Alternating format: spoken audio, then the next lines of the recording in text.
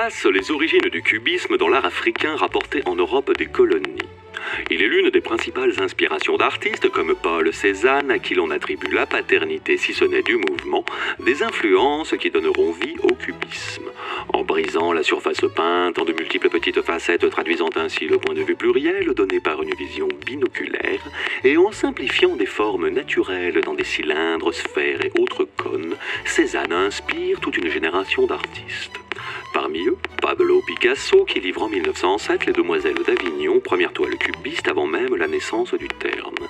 Mais pour mieux comprendre la naissance du mouvement, il faut s'intéresser à celle de Georges Braque en 1882.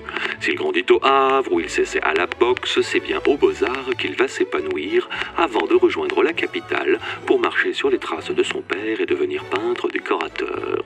Fraîchement diplômé, il n'embrasse pourtant pas cette carrière. Proche des fauves, Braque s'éloigne finalement de ce mouvement après avoir découvert les œuvres de Cézanne lors d'une exposition posthume en 1907. Avec Picasso, il théorise alors sur ce qui devient en 1909 le cubisme analytique. Mais c'est un critique qui joue un rôle déterminant dans la naissance du cubisme en tant que mouvement.